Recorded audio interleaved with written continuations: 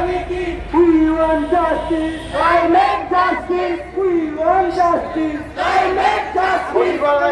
বড় বড় আমরা দেখি লাফালাফি করতেছে কিসের জন্য?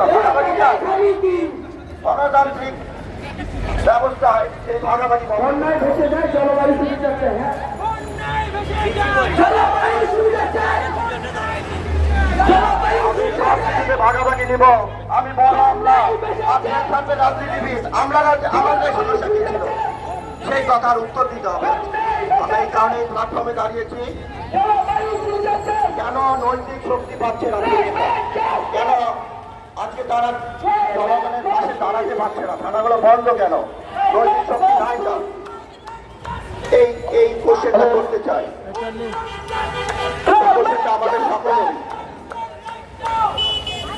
হ্যালো